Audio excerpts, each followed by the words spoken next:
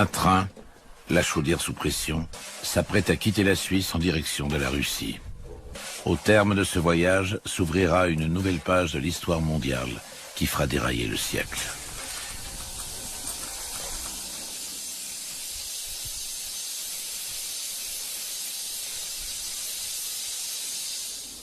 Nous sommes à Zurich, le 9 avril 1917. Plus d'une trentaine d'émigrés russes attendent à l'hôtel Zeringerhof. Ils sont sur le départ pour Petrograd, jusqu'en 1914 Saint-Pétersbourg, où a éclaté en février 1917 une révolte se soldant par l'abdication du tsar. Lénine est à la tête de ce groupe d'exilés. Sous les couleurs du drapeau rouge, il veut labourer le monde, le libérer de l'exploitation. La doctrine de ce fils de professeur issu de la noblesse de la Russie tsariste va embraser 1/6 de la planète. Mais qui est donc cet homme qui accéda au pouvoir grâce à une volonté de fer avant d'être immortalisé dans le bronze? Avec lui, c'est tout ou rien. En route donc pour Petrograd. Dans ce voyage, il sera accompagné de son épouse, Nadezhda Krupskaya, femme au foyer discrète, confidente et partenaire spirituelle, ainsi que d'Inès Armand, sa belle et mystérieuse amie française. L'attente jusqu'au départ est interminable. Pour Lénine, chaque minute semble maintenant durer aussi longtemps que ces 17 années d'exil misérable qui touchent à sa fin. Mais une seule chose importe encore à présent, la révolution.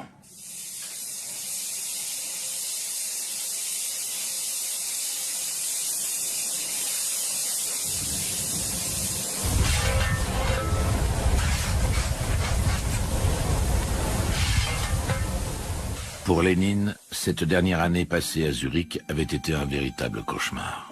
Âgé de près de 50 ans, et bien que fondateur du bolchevisme, cette petite dissidence radicale au sein du Parti social-démocrate, son influence restait insignifiante. Jamais l'amère vérité de sa vie ne l'avait autant taraudé. À Zurich, il habite avec Krupskaya au numéro 14 de la Spiegelgasse, dans un appartement loué à un cordonnier, tout près d'une charcuterie industrielle. Même durant l'été, les fenêtres doivent rester fermées, tant l'odeur est pestilentielle. Aujourd'hui, Lénine n'est plus qu'un buste souvenir, rouge et vert, dans la vitrine. Et les mentalités ont repris elles aussi des couleurs.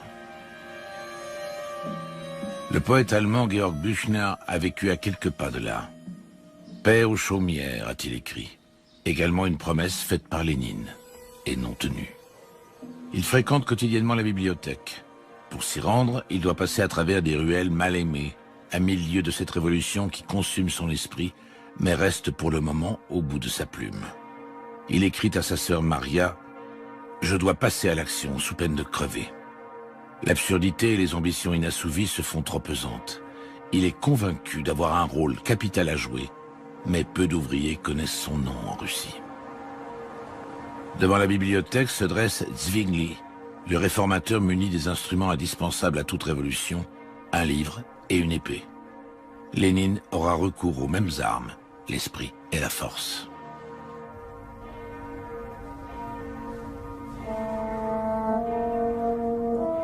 Du monde extérieur, il ne voit que la lumière qui tombe sur ses livres.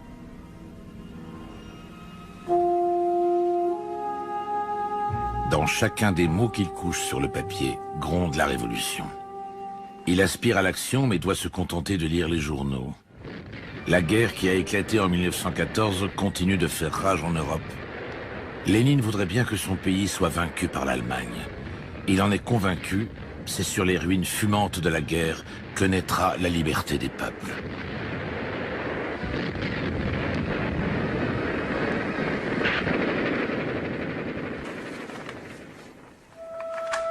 Il ne sort de ses rêveries que lorsqu'il quitte la bibliothèque. Peut-être son chemin le mène-t-il également jusqu'à la statue qui domine cette fontaine. Celle de Rudolf Stüssy, maire de Zurich au Moyen-Âge.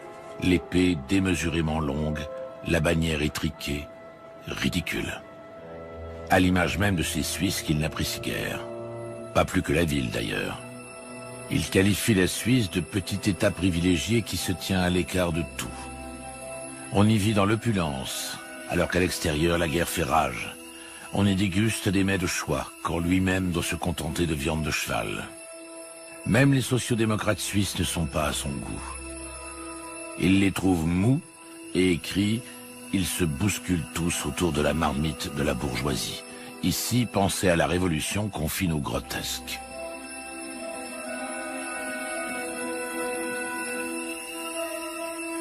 Il fréquente également le cabaret Voltaire, berceau du dadaïsme. On s'y attaque à ceux qui sont également ses ennemis, les baratineurs, les parasites bourgeois. Les dadaïstes partageant son désir de réduire à néant la bourgeoisie, il les considérera même pour un temps comme des partenaires de son régime soviétique. Mais ce mouvement artistique, en raison de son rejet de toute autorité, ne tardera pas à devenir lui-même un ennemi de l'État. Un soir, le retour au pays devient inéluctable. Il se rend chez Krupskaya, mais toutes ses pensées sont tournées avec nostalgie vers Inès. Peut-être se remémore-t-il ces lignes qu'elle lui avait écrites.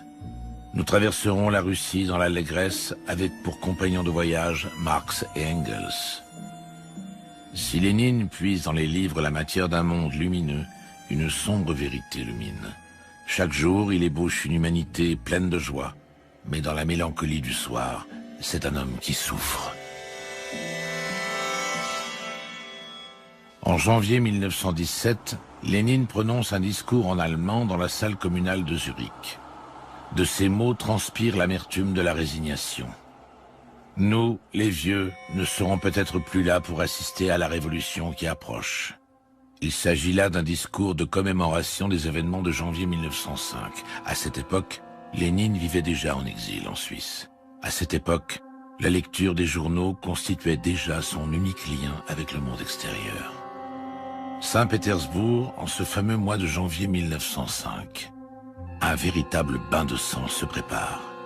Il restera dans l'histoire sous le nom de Dimanche Rouge.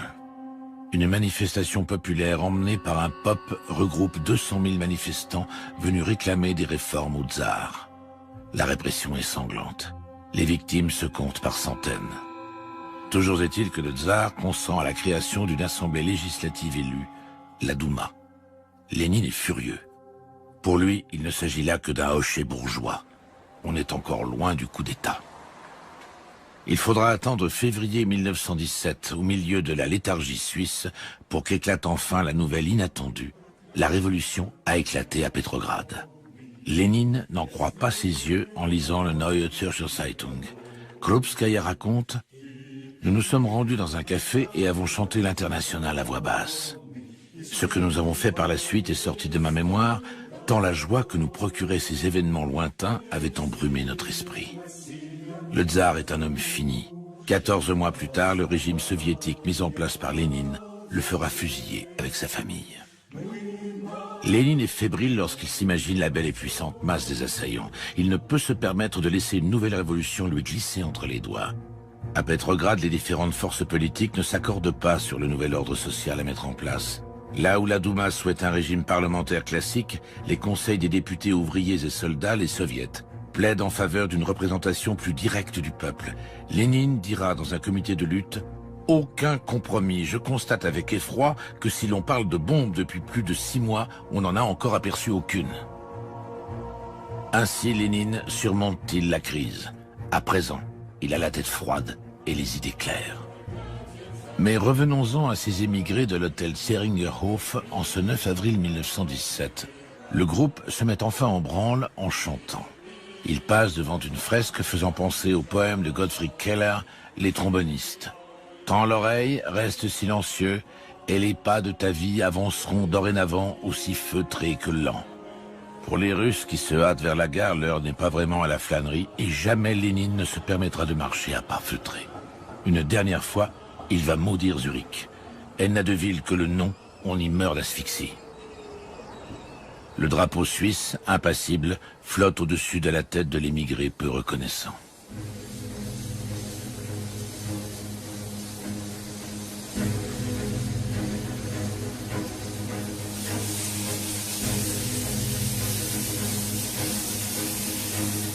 L'horloge de la gare se met à l'heure de l'histoire universelle. Chaque seconde compte. Ouvriers, soldats, il s'agit de ne plus retomber dans les travers de la démocratie, écrit Lénine dans ses lettres de loin envoyées à Petrograd, et de réclamer avec fermeté ce qu'il martelait déjà en 1905, « Armons-nous et restons armés, soyons durs comme le fer ».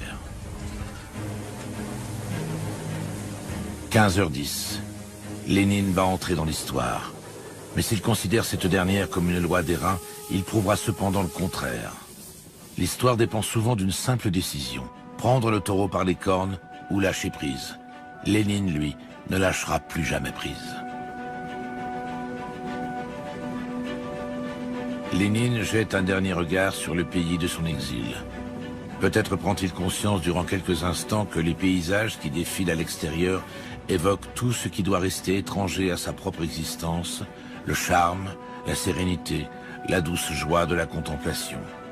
Lui est taraudé par une insatiable fièvre du départ. Le cerveau de ce Russe est un pistolet chargé, écrira un camarade suisse. Le train fait halte à Singen pendant toute la nuit. Lénine ne dort que d'un œil. Singen se trouve en Allemagne, pays ennemi de la Russie.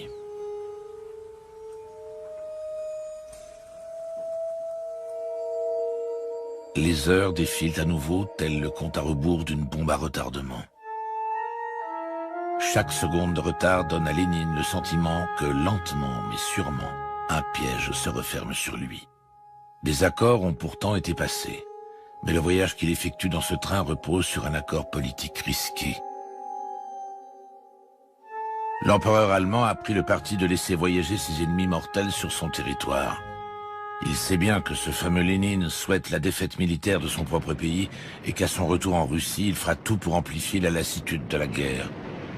Alors que les soldats de toutes les nations versent leur sang en mettant en place un échange de bons procédés, Lénine obtient un statut d'exterritorialité pour son wagon, son parti une coquette somme d'argent de la part de l'empereur, et en contrepartie, s'il parvient à prendre le pouvoir en Russie, il s'engage à signer la paix avec les Allemands, engagement qui sera tenu en 1918 à Brest-Litovsk. Ainsi, le zéphyr de l'idéal se mêle-t-il à l'aquilon de la tactique. À Petrograd, la révolution de 1917 avait fait naître une atmosphère de soulagement et de liesse. Jusqu'à présent, chaque révolution dans le monde s'était soldée par des luttes de pouvoir acharnées.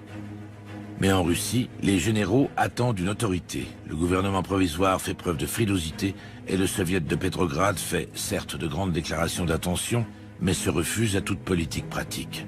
C'est en réalité la rue qui détient le pouvoir, et un flot de manifestants exaltés se déverse dans les rues sans discontinuer.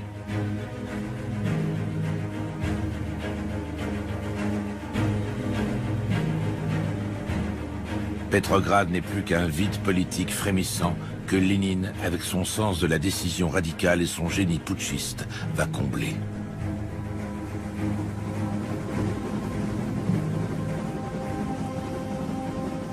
Chaque lieu que fréquente Lénine se mue invariablement en un lieu clé de sa vie. Il en va de l'organisation d'un État comme de celle du plus petit des groupes, et la vie dans le wagon n'échappe pas à cette règle. Ainsi, s'il se consacre à ce tournant historique pour lequel il rédige avec ferveur des théories et des lois, il établit également un ordre rigoureux dans le train.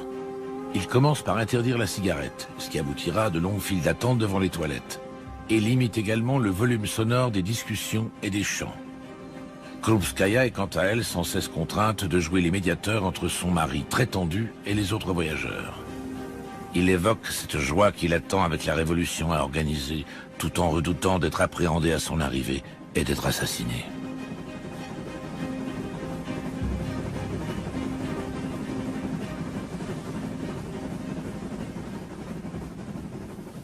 Impossible pour Lénine d'envisager cet avenir imminent à Petrograd sans que le passé ne revienne le hanter.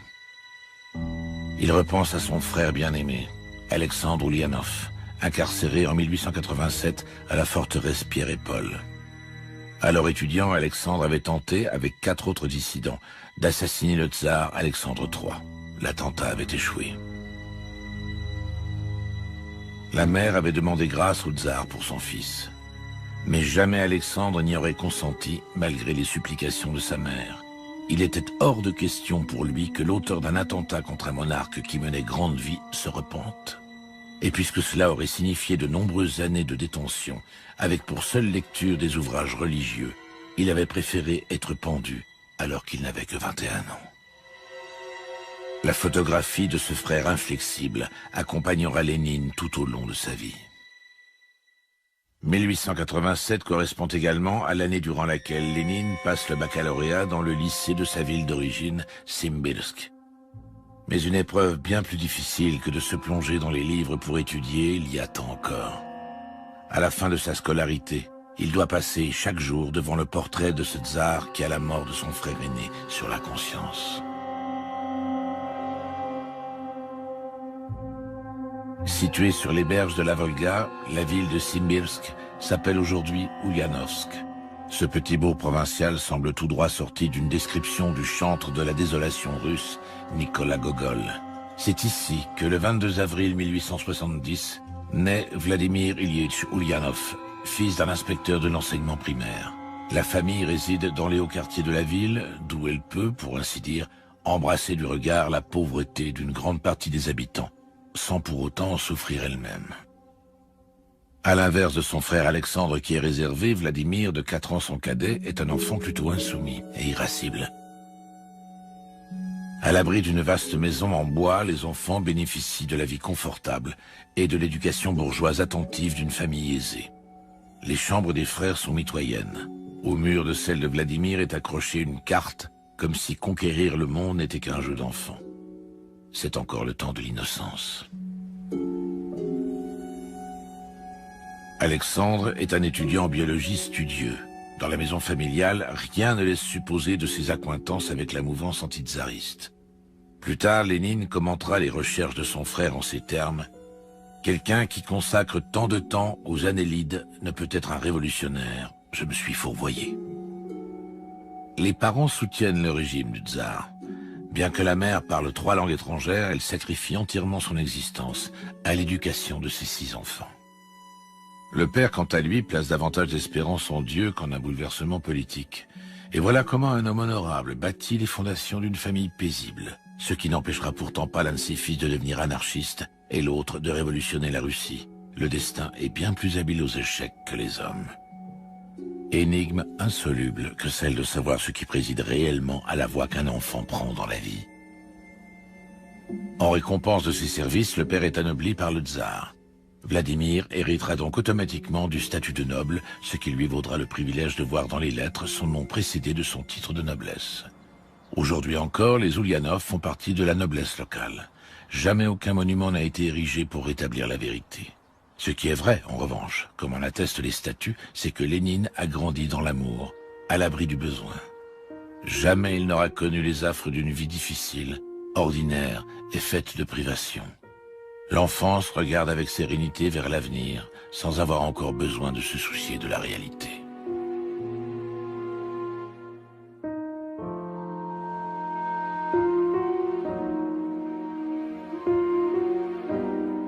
Mais une autre enfance, volée celle-là, nous rappelle la réalité, celle des famines que Lénine va engendrer.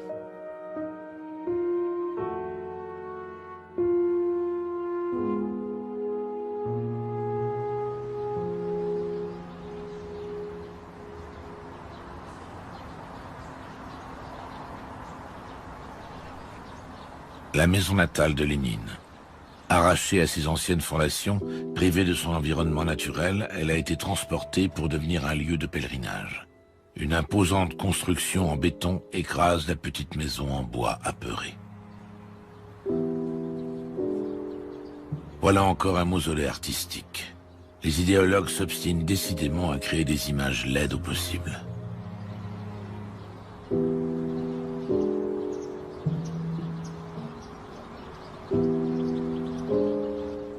C'est avec ce regard, comme si le monde lui appartenait déjà, comme si rien ne pouvait lui arriver, que Lénine se dresse encore dans sa ville natale. Après avoir décroché son baccalauréat, Lénine désire partir étudier le droit à l'université impériale de Kazan.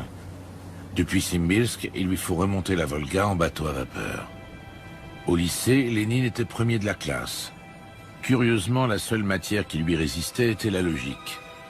Des années plus tard, il donnera sa version de cette matière, très pragmatique. Celui qui n'est pas avec nous est contre nous et doit en toute logique en payer le prix. Toute la famille suit Lénine à Kazan. Il s'agit en réalité d'une fuite car dans leurs veines coule le sang d'un régicide. Lénine a d'ailleurs été bouleversé de constater que le respect pouvait du jour au lendemain se changer en mépris. Cette faculté de retourner sa veste deviendra pourtant un trait caractéristique de la culture de son parti de col blanc.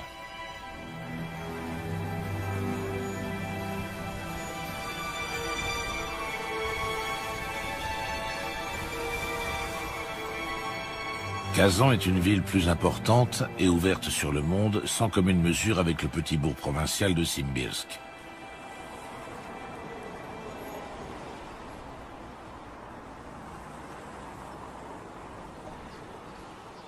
La mère y fait l'acquisition d'une maison. Le père, décédé un an plus tôt, n'aura heureusement pas été le témoin du parcours qui a conduit son fils Alexandre jusqu'au terrorisme et à la mort. Encore ce regard plein d'assurance. C'est ainsi que Lénine fait face, aujourd'hui encore, à l'université de Kazan. Cette université n'échappe pas à la vague de troubles qui déferle sur toutes les universités russes en cette année 1888. Les étudiants réclament le droit de réunion et s'opposent au contrôle de leur vie privée. Lénine s'engage dans des actions de protestation. Frère d'un terroriste condamné à mort et que les étudiants considèrent comme un martyr, Lénine constitue une sérieuse menace. Il est contraint de quitter l'université et est même expulsé de la ville. Au bout de 3 mois seulement, sa prometteuse carrière d'étudiant est brutalement interrompue.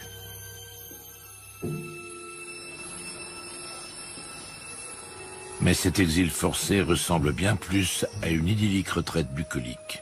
Lénine peut en effet compter sur la propriété de son grand-père, à Kokushkino, où sa mère lui a préparé un nid douillet. La vie des paysans ne l'intéresse pas le moins du monde, pas plus que leur travail ou leurs conditions sociales. Il occupe ses journées à se promener, chasser, nager et pêcher à la ligne. Il mène à la vérité la vie d'un estivant. Il n'éprouve pas le moindre penchant pour le travail physique. S'il courbe le dos, ce n'est que lorsqu'il se penche sur son bureau pour rédiger un texte. Lorsqu'il ne sort pas pour battre la campagne, il se plonge dans la lecture. Là aussi, il part en exploration et va découvrir la Bible de ses futures croyances, le Capital de Marx. Ce livre qui lève le voile sur les rouages du capitalisme avait été traduit en russe dès 1872. L'intelligentsia russe est avide de ce genre de démystification. Mais la censure tient les propos de Marx pour abstrus.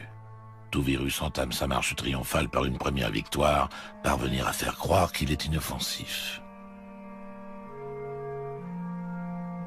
Ce présent, offert aux futurs dirigeants du parti, ignore tout de l'ironie qu'il recèle. Si Marx est sur la couverture, on trouve cependant Lénine à l'intérieur. À Kokushkino, Lénine étudie en pleine nature la dimension contre-nature de l'ordre établi. Ses lectures lui offrent un panorama complet des écrits révolutionnaires en Russie. Et voilà comment un esprit se radicalise chaque jour un peu plus, comment un excédent d'énergie mentale mène inexorablement vers l'action. La mère de Vladimir n'en augure rien de bon. La famille Ulyanov part en quête de rivage susceptible de lui offrir à nouveau sécurité et sérénité. En 1889, elle redescend donc la Volga pour aller s'établir dans l'oblast de Samara, à 450 km de Kazan. Lénine n'est pas autorisé à voyager à l'étranger et la police secrète garde toujours un œil sur lui. La mère, prévenante, vigilante et inquiète, a acquis une nouvelle propriété à Alakaïevka pour que son fils devienne agriculteur. Les voyageurs arrivent à Samara, d'où ils poursuivront leur voyage en calèche. Et voilà comment un simple embarcadère pour bateau à vapeur se métamorphose en terre sacrée, pour la seule et unique raison que le Sauveur y a un jour posé le pied. Chaque jour, il lui faut supporter du haut de cette position la vue sur ce que lui-même n'est jamais parvenu à modifier, l'éternel synchronisme des temps.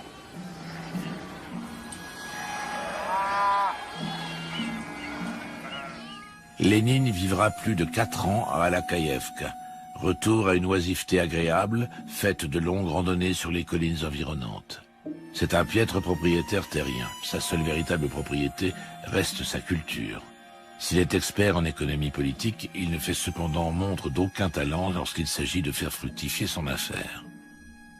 Il faut dire qu'il s'y prend comme un manche en agriculture et que la seule chose qu'il cultive encore sans relâche est la lecture du Capital. Il confesse « Ma relation avec ces pauvres paysans est demeurée anormale. Tout aussi anormal fut ce procès intenté à un paysan sous prétexte que ce dernier avait osé faire paître l'une de ses vaches dans son pré. La mère revend la propriété. L'histoire laisse parfois entrevoir ces cyniques éventualités. En 1905, les nouveaux propriétaires seront abattus par des paysans. Si Lénine était resté, qui sait s'il n'aurait pas lui-même compté parmi les victimes de cette violence dont il allait un jour devenir le maître suprême. Lénine pose sa candidature à l'université de Saint-Pétersbourg pour suivre des cours en auditeur libre. Encore une fois, la mère intervient en plaidant sa cause auprès du ministre. Pourtant, et même si Lénine étudie le droit de la police et le droit canonique, la surveillance policière dont il fait l'objet reste à l'ordre du jour. À l'image du jeune Lénine, qui à Simbirsk apercevait le portrait d'un tsar impitoyable lorsqu'il levait les yeux de ses manuels scolaires, les élèves étudient aujourd'hui sous le regard de Lénine. Certains moments historiques se font parfois écho à travers le temps et nous content comment certains phénomènes refont surface sous une forme différente.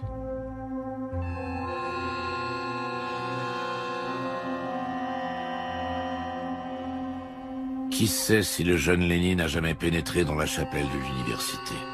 Mais une chose est certaine, après l'exécution de son frère, il avait arraché la croix qui pendait à son cou. Plus tard, il fera disparaître jusqu'au fondement de tout ce qui a trait aux religieux. Lénine et Poutine. L'un a banni l'Église, l'autre l'a réhabilité. L'histoire a ses raisons, que la raison ignore. Lénine et les livres. La théorie d'un seul doit s'appliquer à tous. L'histoire a encore ses raisons.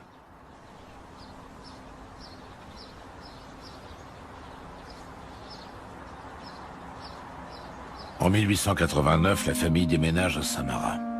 Lénine mène 2 existences. Dans l'une, c'est un médiocre avocat pour paysans et malfrats qui s'ennuie. Dans l'autre, c'est un marxiste passionné, ce qui pour lui signifie être un révolutionnaire. Cette année-là, il place dans son portefeuille une photographie de l'écrivain Tchernychevski dont il va lire le roman « Que faire ?» Portrait utopique d'un intellectuel idéal qui, par conviction politique, va renoncer à la fortune et au plaisir personnel.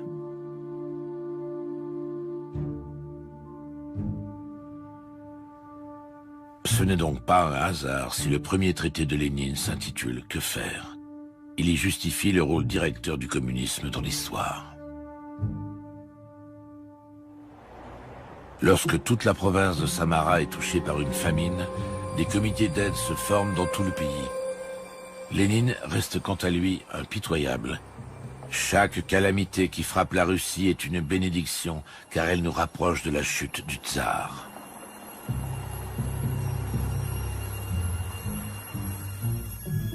Sa haine fait sans ménagement fi des besoins du moment.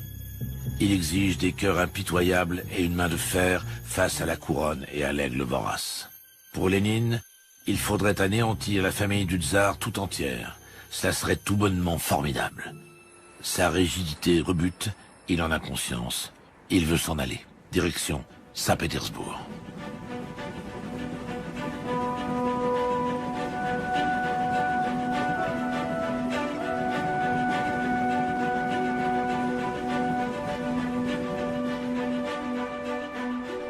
En 1893, il arrive dans la ville qui borde la Neva. Il n'aura fallu que 6 courtes et pourtant si longues années entre l'exécution de son frère et cette arrivée à Saint-Pétersbourg pour que se forme le futur Lénine. Une personnalité avide de pouvoir, une vision du monde marxiste et un désir d'action implacable. Son premier amour, une aristocrate, précisément lui reproche de ne faire que penser au lieu de vivre. À une carte postale qu'elle lui a envoyée et qui représentait la Joconde, il répond « Élisabeth, cela ne m'est d'aucune utilité. »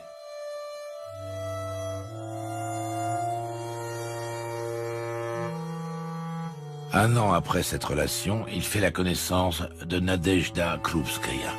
Dans un premier temps, il tombe amoureux de son amie Apolinaria Yakubova. Toutefois, ce sentiment ne sera pas partagé. Les deux femmes sont professeurs dans une école du dimanche pour ouvriers. Lénine aime chez Krupskaya ce qu'il reproche à Yakubova, un bon exemple de dialectique marxiste. Plus tard, Krupskaya écrira avoir découvert quelque chose de malfaisant et froid dans sa nature, et que ce mélange avait fini par l'attirer. À longueur de journée, Lénine arpente les mornes quartiers ouvriers, toujours sous la surveillance de la police. Pour ne pas faire figure d'intellectuel, il s'affuble de vêtements miteux. Son but est d'observer comment vivent les ouvriers. Mais il ne lui viendrait pas à l'esprit de travailler à leur côté. S'il exècre le monde des puissants et des mondains, celui des miséreux lui reste étranger. Maxime Gorky dira « Il aimait le processus de libération, pas ceux qui étaient libérés. Les masses ouvrières étaient pour lui ce que le minerai est au métallo. » De longues promenades le long de la Neva rapprochent Lénine et Krupskaya. Cette fille issue d'une famille d'officiers, qui, pour être noble, n'en est pas moins modeste, est enthousiaste devant celui qu'elle qualifie de marxiste de la Volga si érudit. Bientôt, elle s'accoutume à son ironie et à sa rudesse. De son côté, il apprécie son grand sérieux. Mais ce qui l'attire avant tout, c'est qu'elle ne s'aventure que très rarement à le contredire, ne contrariant ainsi en aucune manière son désir d'avoir toujours raison. Un jour, il lui fait part du sort de son frère.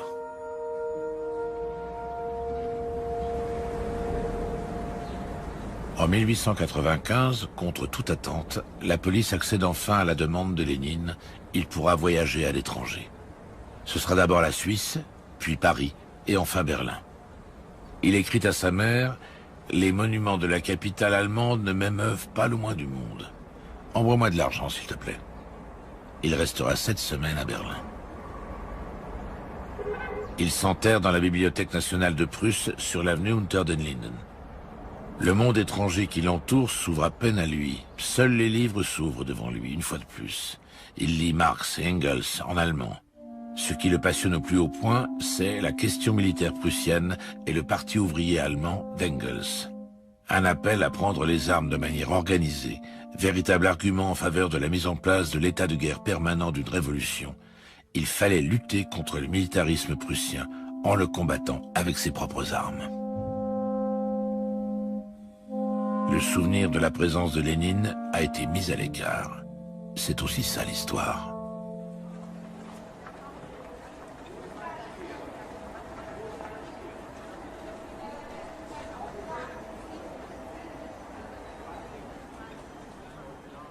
Lénine se rend ici en août 1895 pour assister à une représentation de la pièce de Gerhard Hauptmann, Les Tisserands.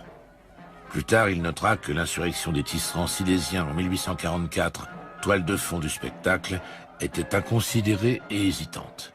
Pour lui, seule compte cette masse dont on ne parviendra à entretenir la flamme de la fureur qu'au moyen d'une direction politique sans compromis. L'histoire lui donnera du reste raison. Jusque-là, une attitude pacifique n'avait pas permis de balayer la misère sociale dans le monde. Mais la misère est-elle pour autant moindre lorsqu'une révolution est en permanence et impitoyablement contrainte de faire fi de tout moyen pacifique ?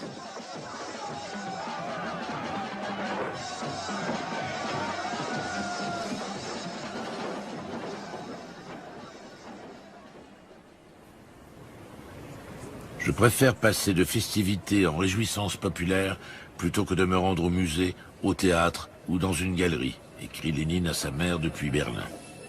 Il dépeint avec enthousiasme l'atmosphère des bistrots de bas étage et des réunions d'ouvriers.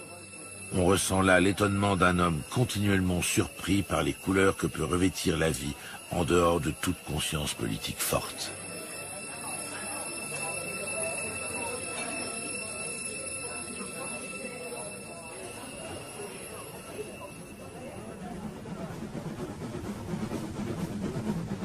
Revoici le train de 1917 poursuivant sa route à travers un empire ennemi.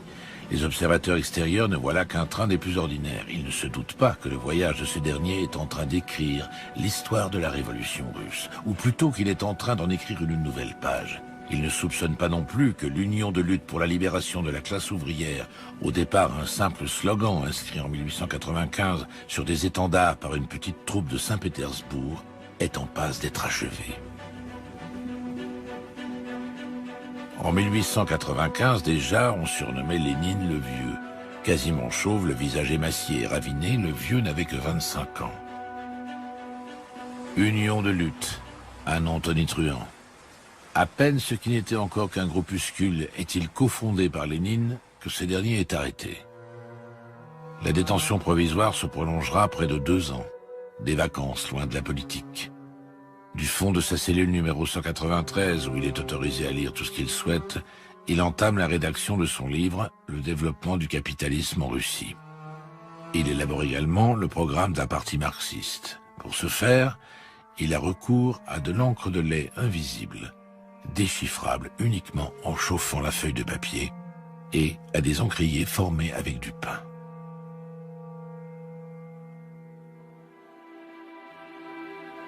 En 1897, quasiment tous les membres de l'Union de lutte sont envoyés en exil en Sibérie. Pour ce mouvement d'opposition, c'est un adoubement. Lénine redoute la pénible marche forcée, mais une fois encore, il bénéficie d'un traitement de faveur, et une fois encore, grâce à sa mère qui a fait jouer ses relations. Il est ainsi autorisé à voyager à ses propres frais, certes, mais dans un compartiment confortable. En outre, il disposera de tout le temps nécessaire pour se préparer. Le voyage s'achève dans le village de Chouchenskoye que Lénine surnommera son Italie sibérienne. Il demande à sa mère de lui procurer un chapeau de paille et un manteau de cuir, ainsi que des gants en cuir, s'il te plaît, mais de chevreau, et un fusil de chasse, de préférence belge.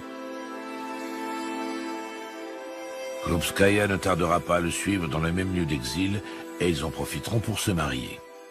Confidence surréaliste d'un révolutionnaire, j'ai bronzé et j'ai pris du poids. On voit bien là tous les bienfaits de la chasse et de la vie à la campagne. La belle vie de l'exil prend fin en janvier 1900. Mais les séjours dans les villes importantes, telles que Saint-Pétersbourg, sont toujours interdits à Lénine. Il demande à nouveau une autorisation de voyager à l'étranger. Contre toute attente, il y est autorisé. 8 mois plus tard, après avoir séjourné à Zurich, Genève et Paris, il arrive à Munich. Il y rédigera son propre « Que faire ». Pour la première fois apparaît le pseudonyme de Lénine, nom qui signifie « celui qui vient du fleuve Léna », alors même qu'il a passé le plus clair de sa vie sur les bords de la Volga et aurait dû porter le surnom de Volgin. Accompagné de Krupskaya, il s'installe au numéro 14 de la Siegfriedstrasse, dans le quartier de Schwabing. Lénine contribue alors au lancement du journal socialiste Iskra, l'Étincelle. Son appartement fait également office de siège de la rédaction. Le journal paraît en Allemagne car les sociodémocrates allemands sont les plus actifs d'Europe. Le premier numéro est imprimé à Leipzig. Au cours des 17 années d'exil qui l'attendent, les bibliothèques vont devenir l'élément central de sa vie. À la bibliothèque d'État de Bavière, il s'inscrit sous le nom de Dr Jordan Jourdanov, l'un de ses innombrables pseudonymes. Plus jamais il ne redeviendra lui-même Vladimir Ilyich Ulyanov.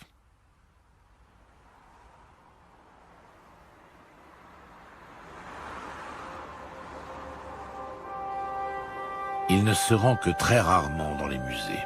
Pourtant, dans la vieille pinacothèque, il aurait pu observer ce jugement dernier de Rubens, dans lequel le juge suprême sépare les élus des damnés.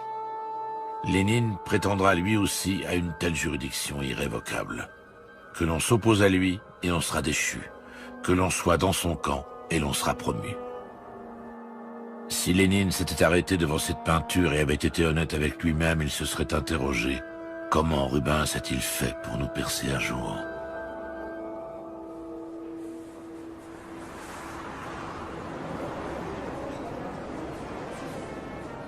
Dans ses mémoires, Krupskaya écrit « L'Aufbauhaus reste pour nous un souvenir impérissable. La bière y effaçait toute différence de classe. »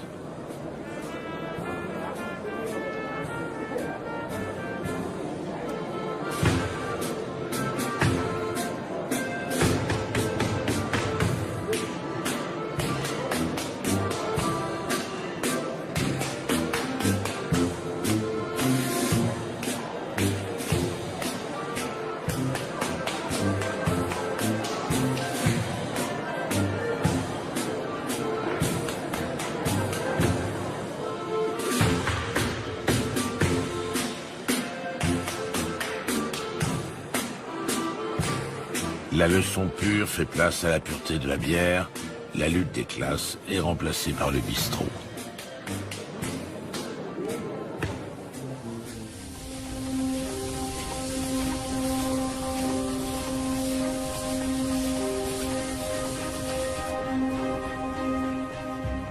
Pour le moment, nous nous adaptons à notre nouvel environnement, comme le font les chats, écrit Krupskaya depuis Londres, où elle est arrivée avec Lénine en 1902.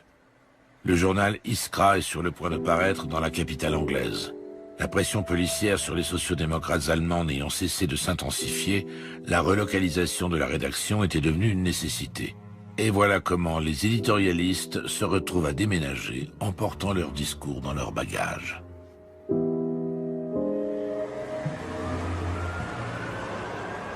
Nous aimions à sillonner Londres dans les bus impériales, écrit Krupskaya quand Lénine, lui, maugré « Tout coûte une fortune ici ». Certainement gâchent-ils aussi leur promenade en amoureux dans Hyde Park lorsqu'il se plaint de la nourriture, en particulier des ragoûts de queue de bœuf et des fish and chips, ou qu'il fait des gorges chaudes du libéralisme de ses camarades britanniques qui se rendent le dimanche à l'église.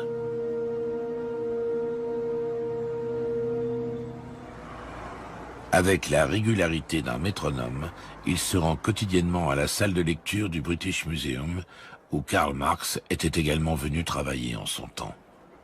Quelle joie il éprouve lorsqu'il se retrouve dans cet Olympe des bibliothèques. Quelle tristesse l'envahit lorsque les grilles se referment chaque soir, bien trop tôt à son goût.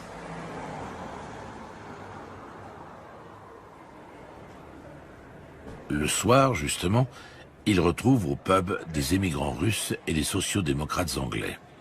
S'ensuivent des discussions passionnées autour de son texte « Que faire ?», en particulier au sujet de cette phrase « Donnez-nous une organisation de révolutionnaires et nous bouleverserons la Russie de fond en comble ». Lénine convertit littéralement chaque table de bistrot en tribune. Deux mondes se côtoient dans le pub, celui des révolutionnaires à plein temps et celui des ivrognes. Les uns insouciants et détendus, les autres constamment exaltés. Tous les bistrots racontent la même histoire riche en enseignements. La vérité de toutes les voix réside dans le brouhaha.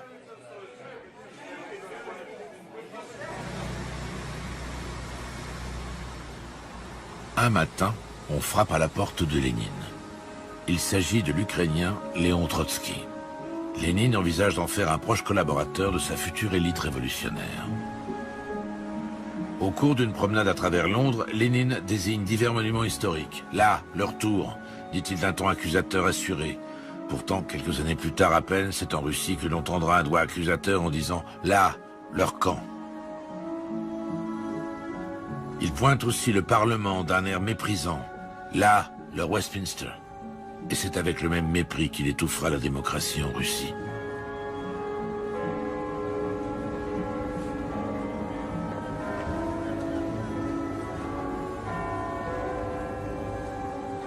Lénine a beau l'exécrer, Londres n'en reste pas moins la ville dans laquelle a vécu sa grande idole, Karl Marx.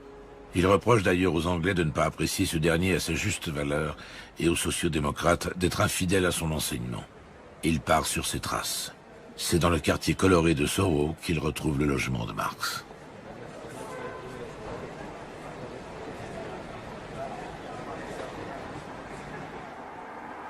En 1905, Lénine effectue un second voyage à Londres au cours duquel il se rend sur la tombe de Marx. Les bolcheviks, qui ne constituaient jusqu'alors qu'un courant au sein du mouvement social-démocrate, forment depuis peu un parti distinct. Lénine s'adresse à Marx comme à un supérieur. À présent, la voie est ouverte pour l'histoire communiste. Le premier monument en l'honneur de Marx et Engels s'est érigé à Moscou après la victoire de la Révolution d'octobre. Lénine en pose lui-même la première pierre. Lorsqu'il n'était encore qu'un jeune exilé, il avait écrit « L'étoile de Marx et de Engels guide mes pas, tout comme celle de tous les immortels tyrannicides. Je ne tolérerai aucun outrage à leur encontre. » Il les fait tailler dans la pierre, mais seulement pour mieux graver dans l'œuvre son propre projet de transformation. Ce culte pompeux sera par la suite détrôné par un seul et unique culte, celui de Lénine lui-même, puis celui de son successeur, Staline. D'autres monuments à la gloire de Marx vont sortir de terre à travers tout le pays, tels des arbres de pierre de la connaissance absolue, face auxquels on lève les yeux comme devant l'autorité.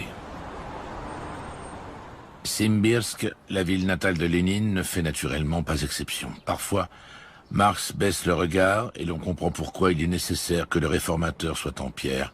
Ainsi, il lui est impossible de hocher la tête. Les réformateurs créent de nouvelles chaînes. Calvin, le Suisse, voulait transformer le monde, mais ne créa qu'un système fermé, intransigeant, qui persécutait les brebis égarées.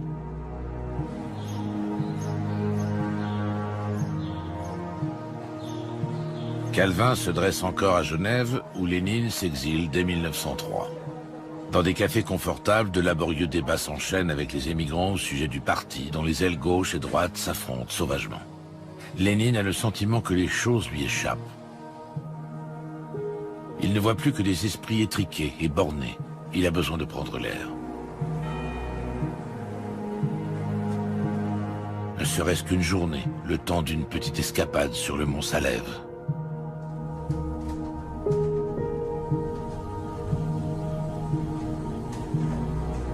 Krupskaya écrira « Vladimir Ilitch s'est contenté d'admirer la vue comme si l'air des hauteurs avait emporté avec lui toute la toile d'araignée de cette mesquine querelle politique. »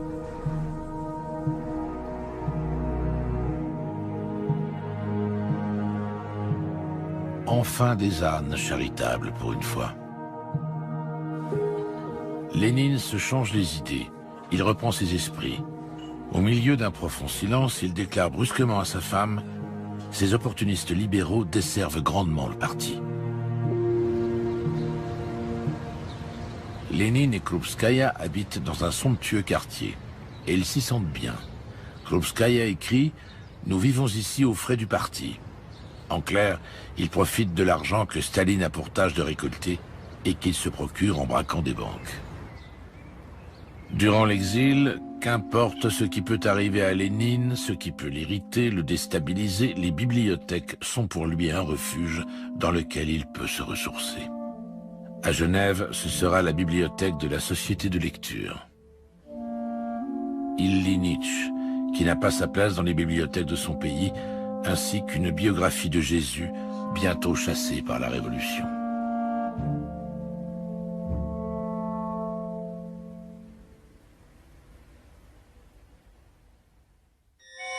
Il se trouve encore à Genève lorsqu'en janvier 1905, il apprend la nouvelle du Dimanche rouge de Saint-Pétersbourg.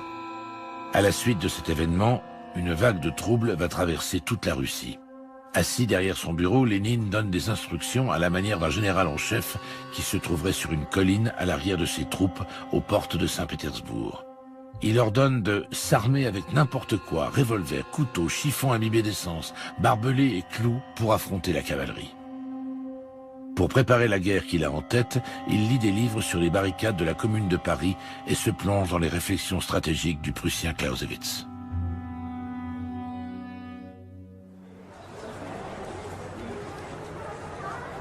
Depuis toujours, Genève accueille les demandeurs d'asile et les exilés, d'où son surnom de cité de refuge. Un bas-relief représente d'ailleurs Genève, tendant une main protectrice au-dessus de l'émigré Lénine, représenté pieds nus.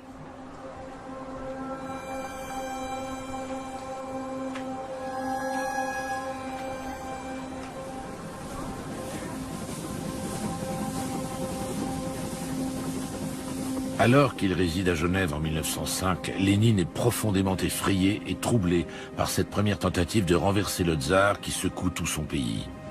En effet, l'événement s'est déroulé sans lui, sans que son intervention ne soit nécessaire. Il oscille alors entre la suffisance de tout abandonner et la peur d'être lui-même laissé pour compte. Telles sont ses appréhensions alors qu'il poursuit sa route vers Petrograd.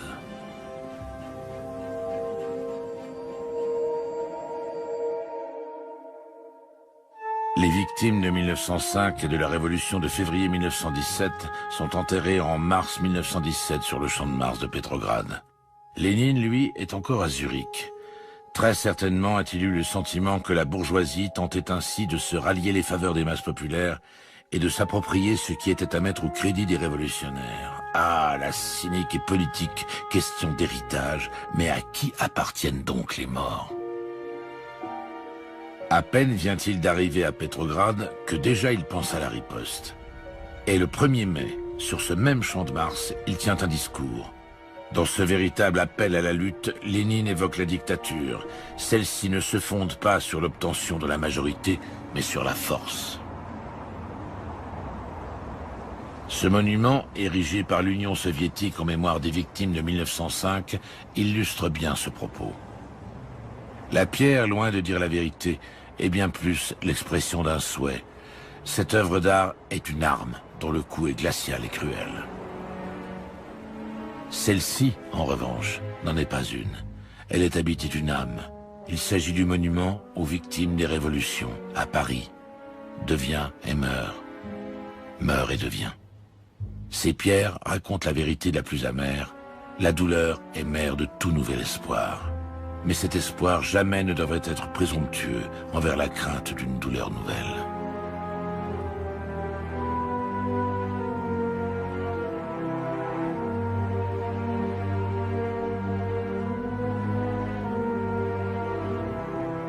La Statue de la Liberté à Paris, ville de la Révolution, pour 3 grands rêves, la liberté, l'égalité, la fraternité.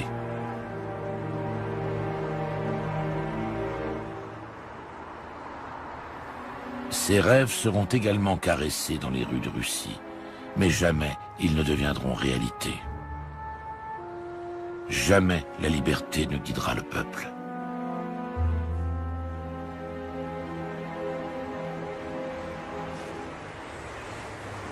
Lénine se rend au musée Grévin, comme s'il voulait s'assurer d'un air entendu et bien avant le film de ses propres horreurs, que nous vivons bien tous dans cette même tragédie qui, un jour ou l'autre, lorsque le sang a séché, finit par se figer en un grotesque distrayant.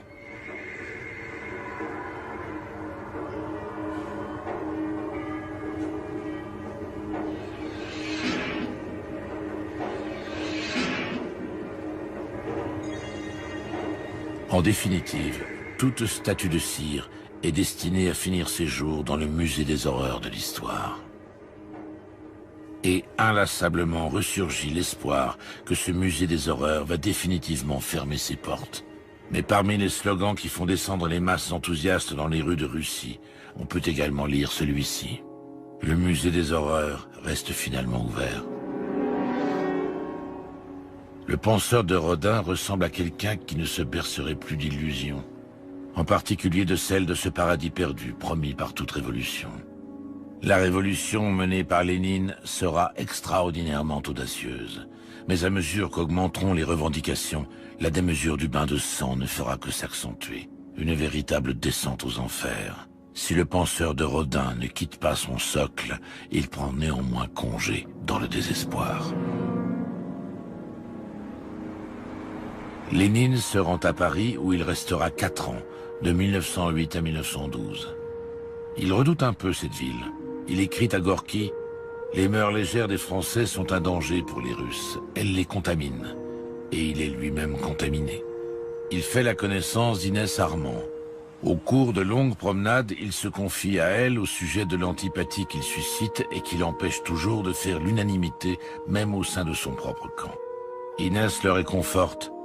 Je trouve non seulement magnifique de t'écouter, mais également de te voir lorsque tu prononces un discours. Ton visage est alors si animé.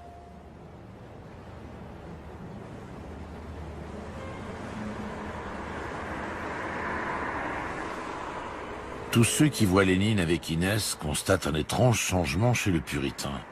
La jolie jeune femme métamorphose brusquement le héros sans cœur d'un nombre incalculable d'âpres luttes politiques en un homme sensible. Dès qu'elle apparaît quelque part, il n'a Dieu que pour elle. « J'avais une peur bleue de toi », lui écrira-t-elle un jour. « J'avais envie de te rencontrer, mais on me disait qu'il était préférable de mourir plutôt que de t'approcher. »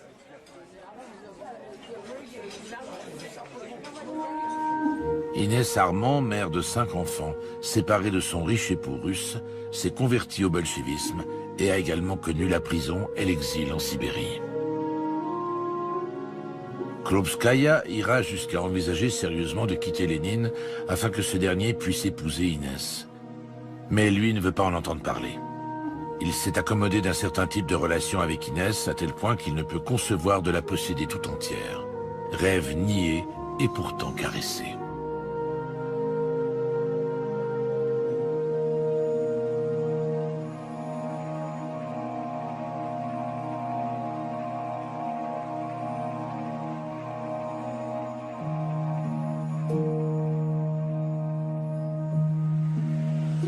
Il la veut près de lui et lui procure un appartement dans un immeuble voisin, rue Marie-Rose. Il partage ainsi sa vie entre deux femmes. Krupskaya est la confidente qui veille à ce qu'il mange régulièrement et qu'il se coupe le peu de cheveux qui lui reste. C'est aussi elle qui lui donne le courage de poursuivre sa tâche. Inès, fille d'un couple franco-écossais de comédiens, lui offre quant à elle la joie de vivre.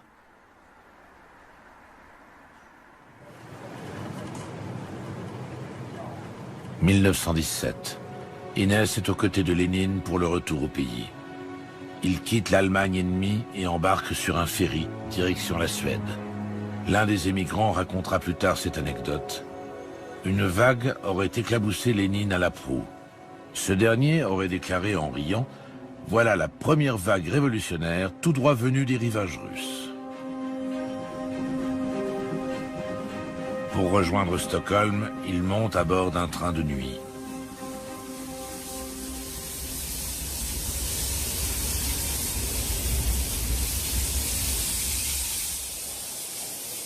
Arrivé dans la capitale suédoise. À leur grande surprise, le maire de la ville vient saluer le groupe. C'est un social-démocrate.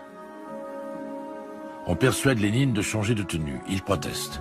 « Je veux aller à Saint-Pétersbourg pour faire la révolution, pas les magasins. » Il finira par céder. Krupskaya et Inès auront sans doute fini par le convaincre.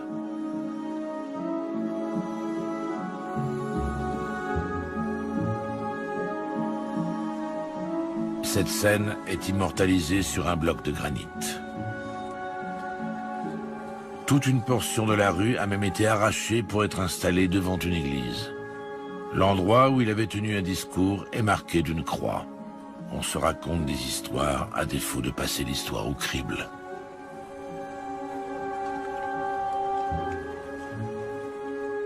De Suède, Lénine rapportera cette casquette d'ouvrier, un fétiche qui ne le quittera plus. Petrograd se rapproche d'heure en heure. Lénine exulte. Nous arrivons au bout de nos peines. Sous peu, nous serons sur nos terres et prouverons que nous sommes les hommes à respecter. À l'extérieur, le paysage rappelle peu à peu celui de la Russie. Majesté nordique, fraîcheur suave. Lénine jette sur une feuille ce que l'histoire du droit fondamental retiendra sous le nom de thèse d'avril. Il s'agit en substance de la Magna Carta de sa révolution. Ainsi en a décidé sa froide ardeur. Ce texte est à l'image de Lénine, une intelligence foudroyante, une assurance glaçante, une soif de pouvoir inextinguible. Il envoie un télégramme à sa sœur Anna. Arrivé 11h soir, prévient Pravda. Il veut soigner son entrée en scène. Hors de question de rentrer au pays comme n'importe quel exilé.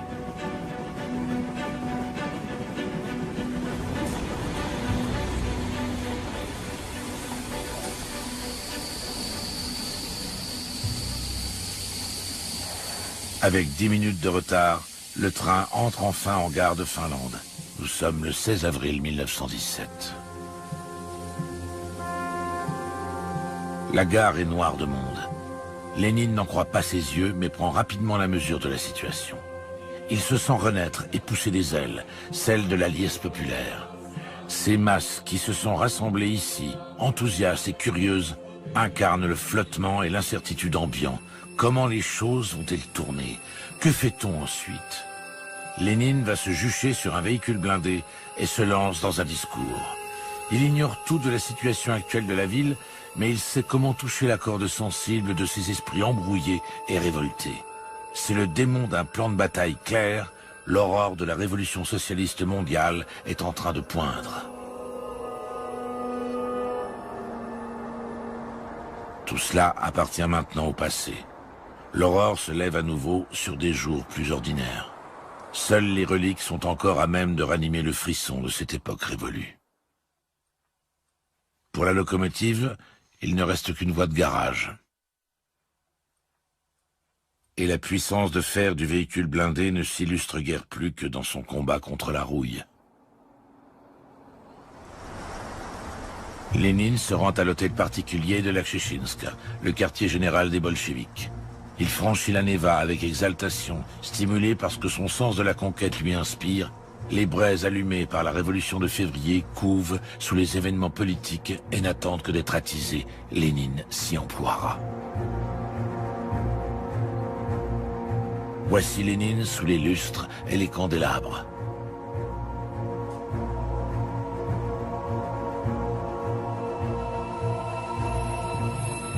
Le balcon du palais lui servira de chair pour un discours incendiaire. Il fustige le libéralisme, les autres partis, la guerre et cette armée russe toujours au combat. Un premier murmure indigné s'élève au milieu des soldats venus l'écouter. Qu'ils descendent donc, ils lui montreront de quel bois il se chauffe.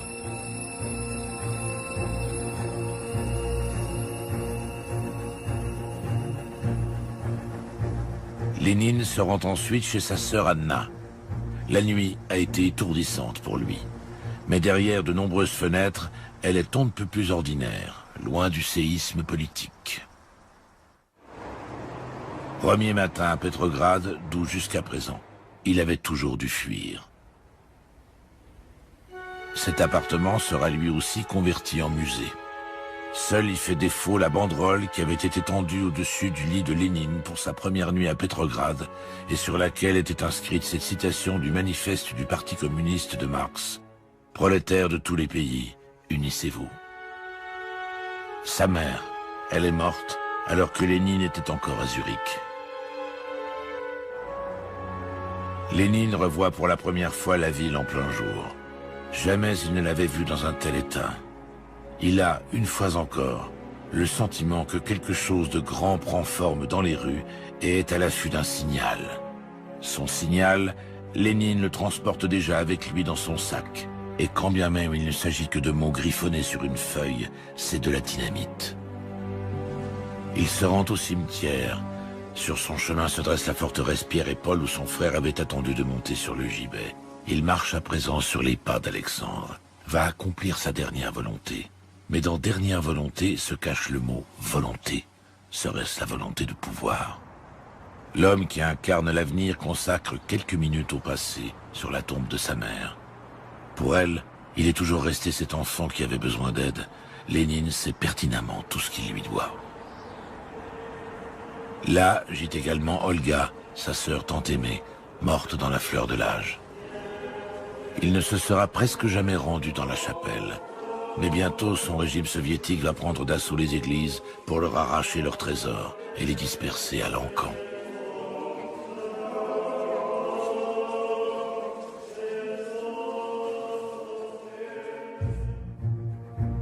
En revenant du cimetière, il perçoit une fois encore cette rumeur qui gronde dans les rues.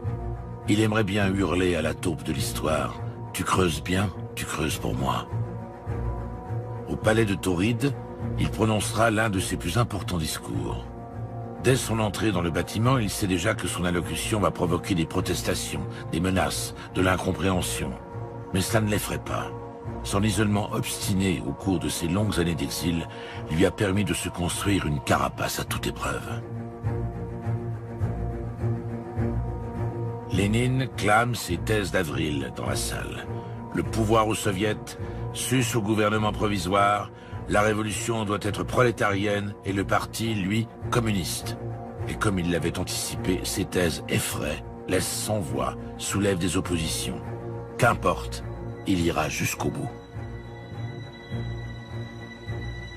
Quelques jours à peine après la victoire de la Révolution d'octobre, il se débarrasse du Parlement, dans lequel nombre de ses camarades avaient encore placé leur espoir, et éteint les lumières dans la salle. Par la suite, il éteindra encore bien d'autres lumières.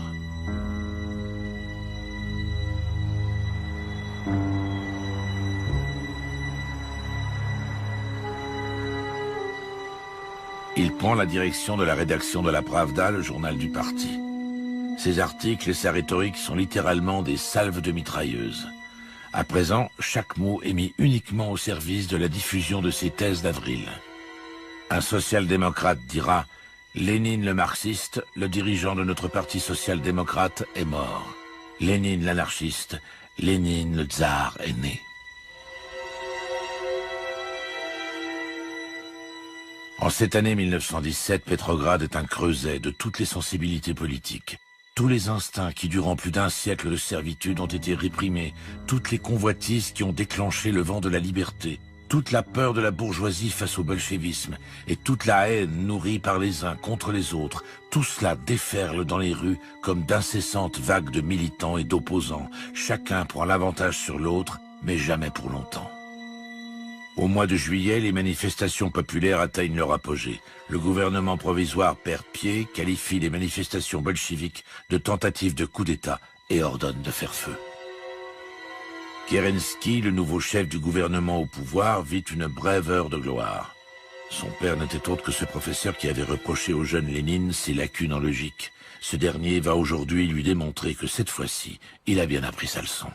Kerensky donne des ordres. Faites sauter l'imprimerie de la Pravda. Tuez Oulianov, celui qui se fait appeler Lénine.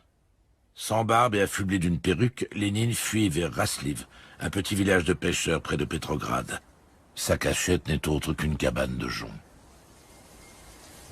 Lénine devait se baisser pour se faufiler à l'intérieur de la cabane. Aujourd'hui, on peut entrer debout dans l'abri en béton, et la cabane du pêcheur s'est métamorphosée en un palais de verre.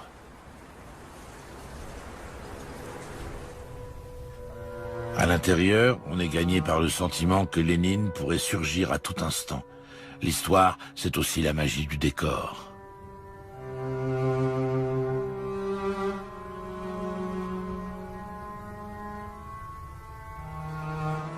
Il s'inquiète. L'exil le guette-t-il à nouveau? Et pour combien de temps? Fébrile, il ne perd pas le contact avec la ville. Sur les berges du lac de Rasliv, il rédige « L'État et la Révolution ». Par le biais de cette utopie de la société du futur, il s'essaie à la philosophie. Il ne reste toutefois qu'un éditorialiste. Les livres sont maintenant recouverts de poussière, les marques de la gloire crasseuse. Mais qu'est-ce qui en les dit le plus de tels lieux? La façade ou les souillures qui se cachent derrière?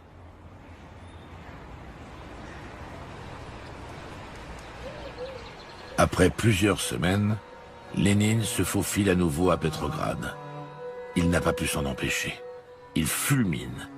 La crise est arrivée à maturité. Hésiter encore serait criminel. Il harcèle le bureau politique du parti. Il faut ouvrir les hostilités. Les masses continuent de se rassembler comme si elles étaient prêtes à s'offrir à celui qui leur promettra le meilleur. Ce sera Lénine. Aux ouvriers les usines, aux paysans la campagne, aux soldats la paix et l'État pour tous. Ils croiront en lui et le suivront, jusqu'au jour où leur foi en fera des martyrs. Lénine fait une apparition, tempête, et disparaît à nouveau.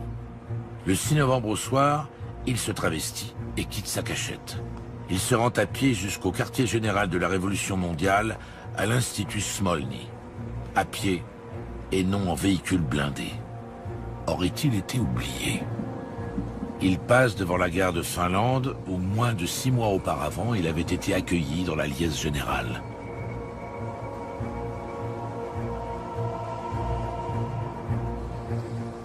Et toujours comme 6 mois auparavant, il franchit la Neva. Quelle nuit grisante cela avait été.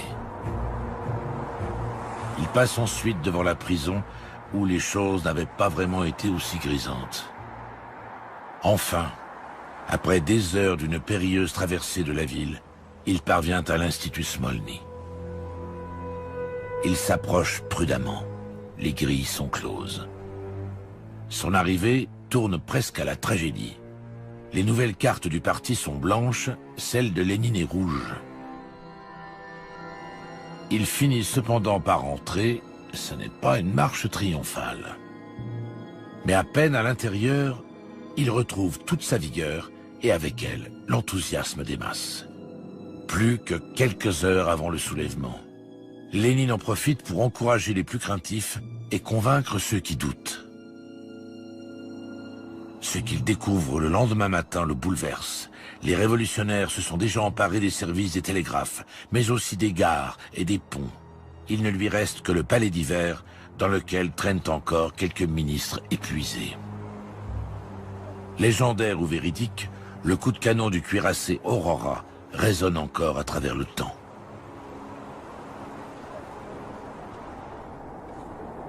La vérité ne triomphe pas, elle reformule simplement les choses pour la légende. Telle est la loi d'une écriture de l'histoire qui s'asservit à la politique. Ce qui n'est pas suffisamment retentissant, pas suffisamment impressionnant, pas suffisamment héroïque, doit être mis en scène.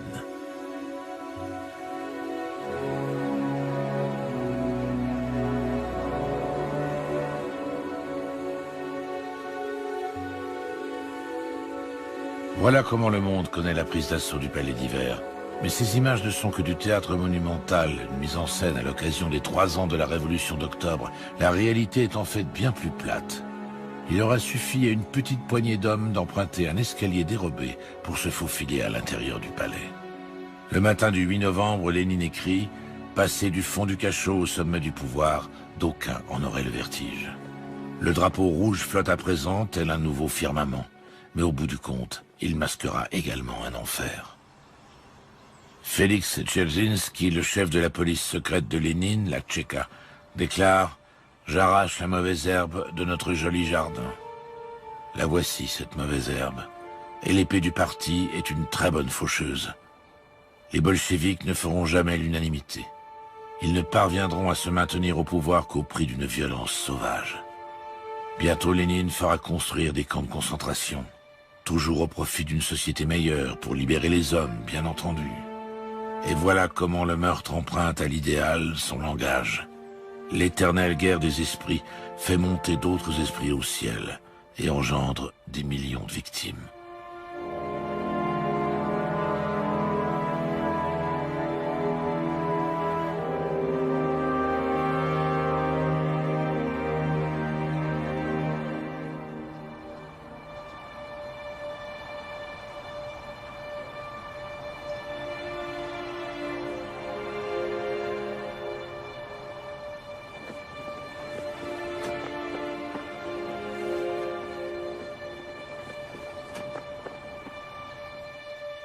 Lénine est maintenant chef du gouvernement.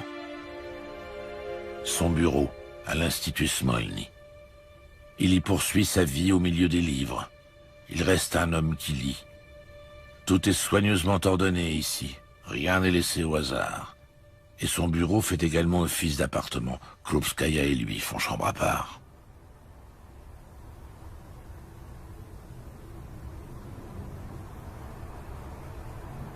Si Lénine jetait aujourd'hui un regard par la fenêtre, il apercevrait de la publicité.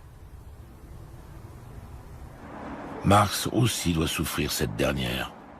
La révolution a bien eu lieu, mais c'est celle de la consommation. En mars 1918, le gouvernement de Lénine abandonne l'Institut Smolny. Moscou sera la nouvelle capitale. En réalité, Lénine n'a jamais aimé Moscou. Si le gouvernement décide d'aller s'installer sur la Moskova, c'est parce qu'il a peur. La guerre fait toujours rage en Europe. Les Allemands sont sur la Baltique et pourraient atteindre Petrograd en un éclair. Le gouvernement est donc transféré au Kremlin. Lénine déménage dans l'ancien palais du tsar et prend ses quartiers dans 4 chambres avec sa femme et sa sœur Maria.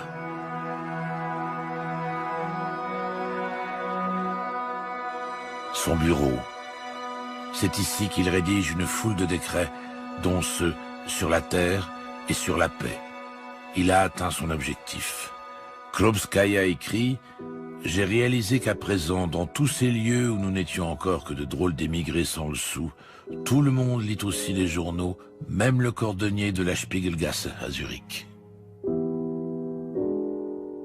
Chaque jour, Lénine nettoie le palmier. Il déteste les fleurs coupées. Leur rapide flétrissure lui est insupportable.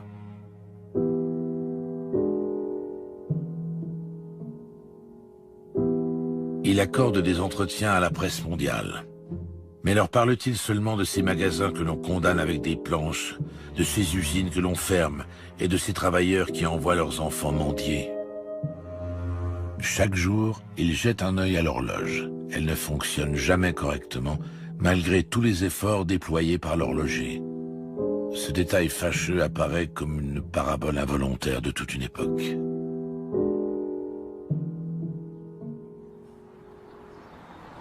En août 1918, Lénine prononce un discours dans l'atelier de fabrication des grenades d'une usine de munitions de Moscou. Une opposante politique fait feu sur lui et le blesse gravement. Lors de son discours, Lénine avait parlé de l'exploiteur. Personne ici ne dira le contraire, il doit partir. On peut évidemment le chasser par la parole, mais s'il ne s'en va pas de son plein gré, les armes parleront bien plus clairement pour nous. Lénine part en convalescence dans le château d'un ancien général tsariste à Gorki, près de Moscou. Inès lui rend visite. Peut-être ont-ils évoqué Paris, mais les choses ont bien changé à présent.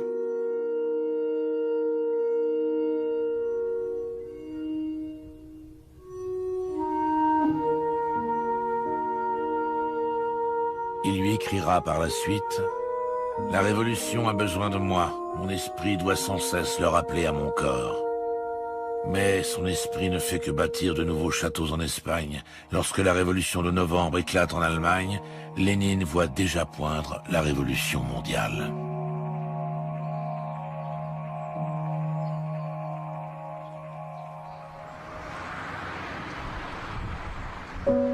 Un mois après l'attentat, il est déjà de retour à Moscou, un pistolet en permanence dans son sac. Il ordonne de raser tous les monuments monarchiques et fait placarder des affiches et accrocher des banderoles dans toute la ville. La religion est l'opium du peuple. Le quota d'étudiants est revu à la hausse dans les universités où l'on favorise l'accès des enfants d'ouvriers et de paysans. Mais les critiques ne cessent toujours pas de pleuvoir sur le travail du gouvernement qui doit faire face à la famine, à la misère, au typhus, à l'épuisement de la population et à une opposition politique toujours plus grande. Déjà, lors du premier anniversaire de la Révolution d'octobre, Lénine s'était étonné. Nous avons dépassé la commune parisienne en termes de longévité. Et voilà que se profile le deuxième anniversaire. On répond au problème par des projections dans l'avenir et on masque la réalité par des manifestations de joie. En effet, les ouvriers des usines Poutilov, un bastion des bolcheviks, sont descendus dans la rue en brandissant des banderoles « À bas Lénine et la viande de cheval, rendez-nous le tsar et la viande de porc ». La Tchéka procède à des arrestations et à des exécutions.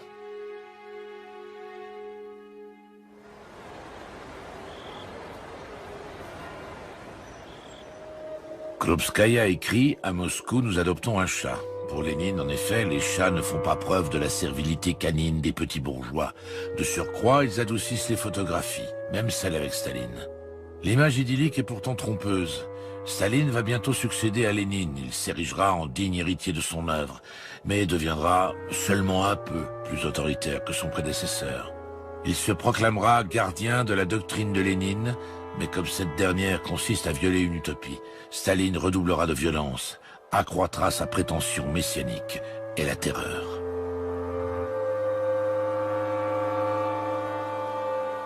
Les guerres ne font qu'affaiblir chaque jour un peu plus le pays. Il y a celle qui gronde à ses portes et cette guerre civile qui le ronge de l'intérieur. La révolution de Lénine ne connaît maintenant plus que des champs de bataille.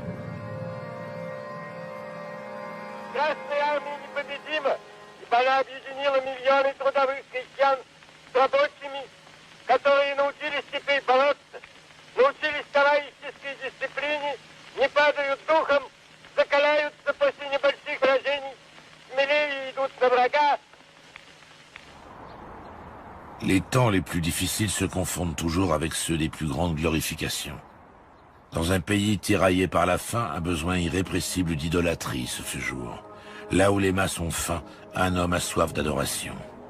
Nous sommes en 1920 et Lénine va fêter ses 50 ans. Pour l'occasion, les festivités débutent 5 jours à l'avance et en grande pompe. Le culte autour de sa personne est lancé. Les noms des villes et des rues commencent à être modifiés. Les peintres font danser leurs pinceaux, les sculpteurs leurs burins. Là où il n'y a rien, l'idéologie est tout. le culte prend des proportions considérables, presque intimidantes, même si celui qui est vénéré et fêté ainsi se défend en apparence d'enjoliver les choses.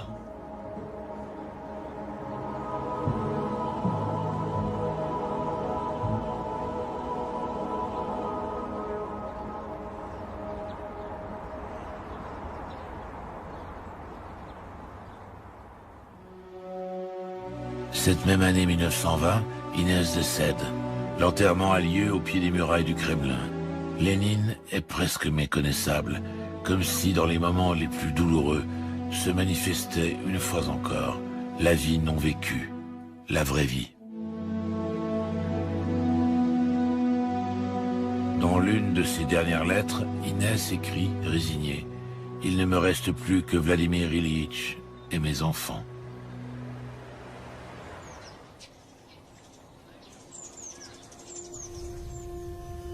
Pour Lénine, rien ne surpasse la Passionata de Beethoven. Je ne peux cependant pas l'écouter souvent. On aimerait à caresser la tête de ces gens qui, bien qu'ils vivent dans un enfer si abject, sont capables de créer une chose d'une telle beauté. Mais de nos jours, on ne peut se permettre de caresser la tête de qui que ce soit. Il faut au contraire fracasser les crânes sans pitié.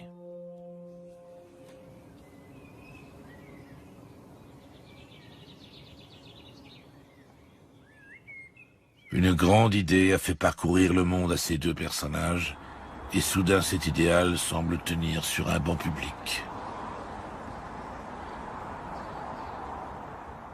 Octobre 1923. Ce sera la dernière fois que Lénine verra son cabinet de travail au Kremlin. Sur le bureau est posée cette sculpture, qui évoque le penseur de Rodin. Le singe fixe ce crâne du regard, comme s'il s'agissait de la plus grosse erreur de l'évolution. On reste pantois à l'idée que Lénine ait placé là un tel objet. Lorsqu'il se rend à Gorki, il laisse derrière lui ce qui le tourmente et qu'il a pourtant contribué à créer: l'abus de pouvoir, la dureté de la bureaucratie, l'inculture des fonctionnaires.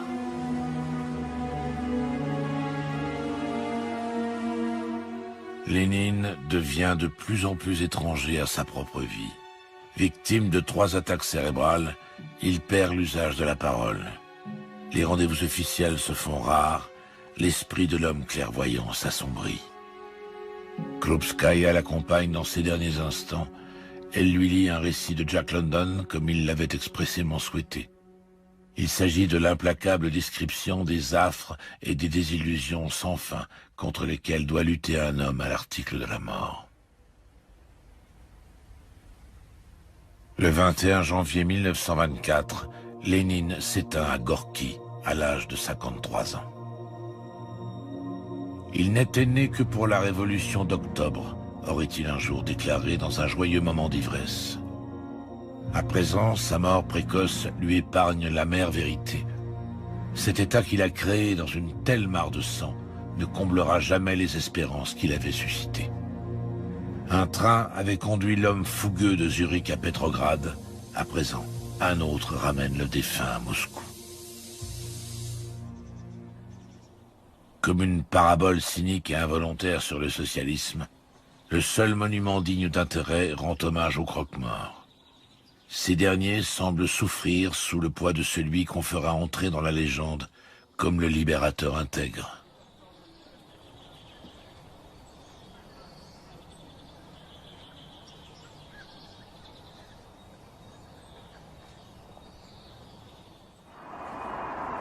La dépouille mortelle de Lénine est exposée dans la maison des syndicats de Moscou, ce lieu traditionnel des honneurs pour les communistes, qui deviendra bientôt le siège traditionnel du déshonneur. Lors des procès truqués de la terreur stalinienne, des années plus tard, c'est en effet ici que les compagnons de Lénine apprendront leur condamnation à mort. Lénine sera inhumé sur la place Rouge. En marge des funérailles, on dynamite le sol pour le premier mausolée provisoire. Lénine n'avait pas bonne conscience en s'acheminant vers la mort. S'il était convaincu que faire enfin participer le prolétariat à l'exercice du pouvoir était la solution, il avait reconnu que sa prétendue dictature du prolétariat n'était rien moins qu'une dictature sur le prolétariat. Lui, le Maccabée, pour lequel on creuse à présent fébrilement un mausolée, avait écrit au crépuscule de sa vie « Il semblerait que je me sois rendu coupable d'une grande faute envers les travailleurs de Russie. Nous sommes révolutionnaires d'une manière véritablement effrayante. Mais il n'existe pas, je le sais à présent, de nouveauté absolue, vierge de tout élément du passé. On ne peut pas éradiquer l'ancien d'un simple claquement de doigts. La découverte est tardive. Elle ne change rien et ne ramène personne à la vie. Mais a-t-on jamais entendu un dictateur dire « Je m'excuse » ?